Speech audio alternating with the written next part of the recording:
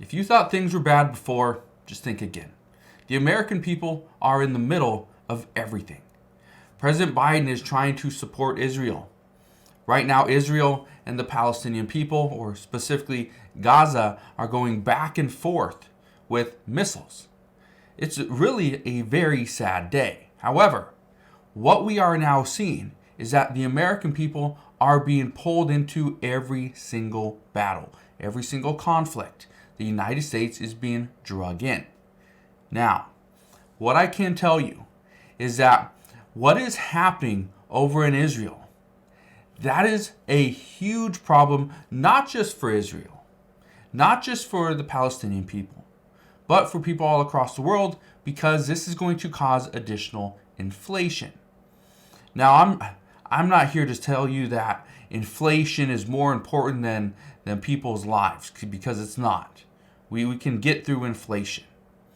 But what is happening, these attacks, what we are about to see going forward, is certain countries are fighting for their freedoms, fighting for their independence.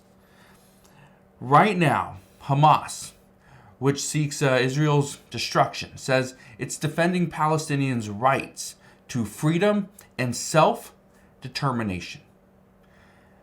Palestine doesn't want to be controlled by Israel anymore, which is why they used a surprise attack last Saturday.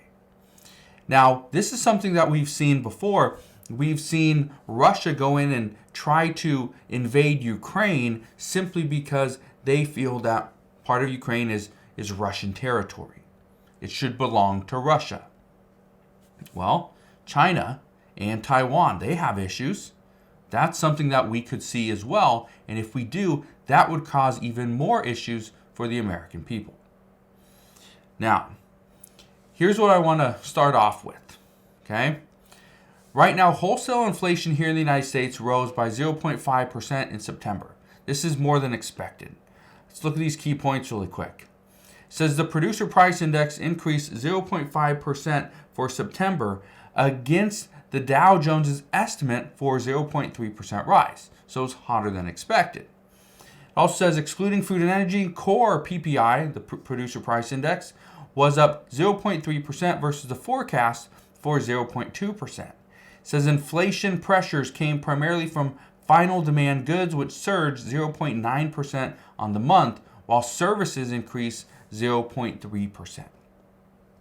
Now, if the producer price index is going up, okay, again, these final goods, the final demand goods surged by 0.9% month over month, almost 1% month over month. That's insane. Okay? Prices are going back up, and we have to be ready for this. But here's something that we need to understand. Right now, nobody has a plan. Here in the United States, nobody has a plan or a successful plan and how to execute that plan as to how to fight inflation. We are still trying to figure out how to get the next Speaker of the House selected, which I will address that in just a moment. But the reason why this is such a big deal is because, again, the United States is being brought in and being pulled into all these fights. One of those being this fight between Israel and the Palestinian people. Let me give you some facts really quick. And then I want to show you a video. Because what's happening is Hamas attacked Israel. Now Israel, which Hamas is pretty much in Gaza. Well, the problem there is the majority of the people in Gaza are not part of Hamas, but yet Israel is still pounding them with missiles and it's killing thousands of people. Right now, according to reports, there's over 2,200 people that have lost their lives. Just to give you some facts here, 40% of the residents in Gaza are under the age of 15. We know 170 buildings have been destroyed, more than 1,200 homes have been damaged, and more than 250,000 people in Gaza have fled their homes. This is just in the past 5 days. This has only been going on for 5 days. But now we hear that the people are asking, what is the plan? When will Israel stop the retaliation against Gaza? And what is their final goal of these attacks? Here's something else we know. Gaza's only running power plant ran out of fuel.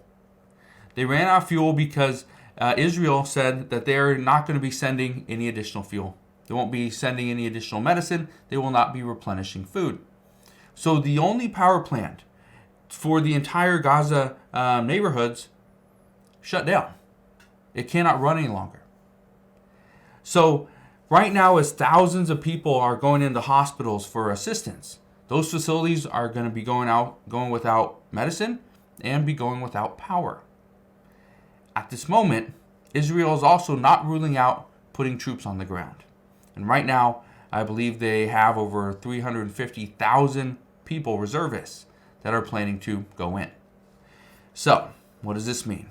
Well, this means that the United States is pretty much under a time crunch. And what we are hearing is that right now, we need to choose our Speaker of the House. If we do not have a Speaker of the House soon, then this war between Israel and the Palestinian people, this could be, could escalate, turn into a more regional war, and it could potentially pull Iran into the mix. So, here's what's happening. Right now, look at this. This is actually from this morning. Okay, this is from this morning. It says only one Republican who voted to oust McCarthy has endorsed Speaker candidate.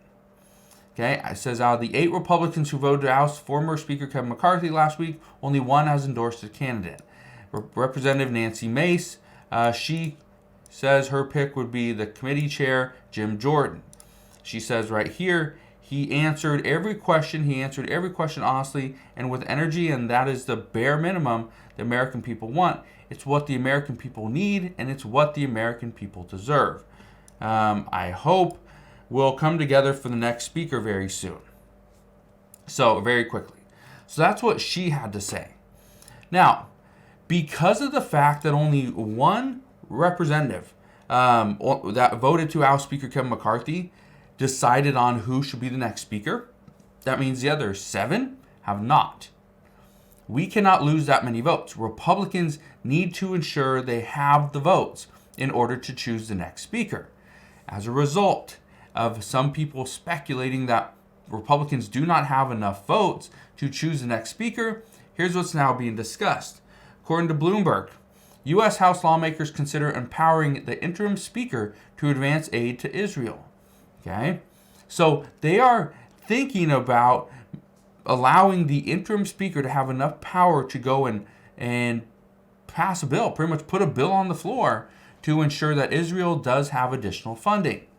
Okay? It says right here, the conflict in Israel and the near unanimous bipartisan support for sending aid has added urgency to the situation as fractious Republicans haggle behind closed doors over who should take McCarthy's place. It says President Joe Biden can approve some aid to Israel, but major new investments must come from Congress.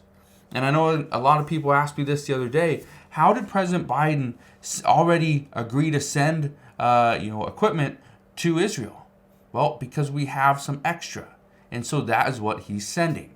Not necessarily sending a huge package, but something that could potentially help.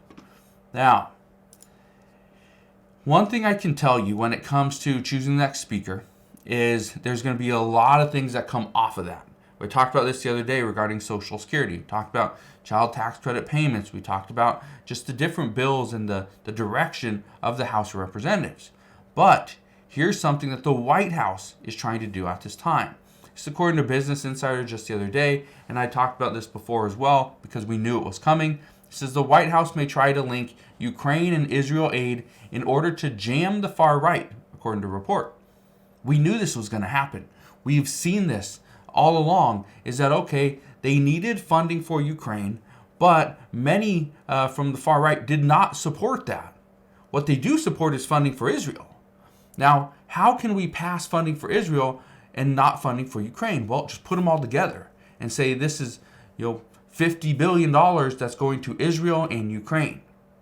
And then now those people are like, well, I want the money to go to Israel. I don't want it to go to Ukraine, but we got to step forward. We got to step up. And this is why some are saying that the House of Representatives is pushing and fighting to ensure that a vote happens potentially this week to choose the next speaker so that they can actually go and pass some additional funding.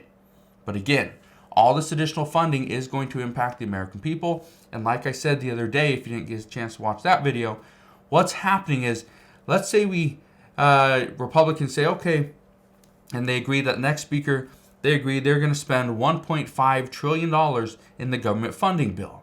Well, if they spend $1.5 trillion, great. What if they now say, okay, we're going to send $100 billion to Ukraine and Israel? So now instead of $1.5 trillion as the top line number, Republicans are going to say, oh, we just spent $100 billion for Israel and Ukraine. Now we only have $1.4 trillion to spend to keep our government open for the fiscal year of 2024. Well, that could mean spending cuts. Things like Social Security, the Education Department, the IRS, right? So could be SNAP benefits. There's so many different things that are going on here. And again, it all comes down who the Speaker of the House actually is. So as we get more information as to what is going on here, how the world is really unfolding, I promise I'll keep you up to date on everything that's going on. All you got to do is two things. First, hit the like button on this video, click that subscribe button so you never miss an update, and I'll see you guys on the next one.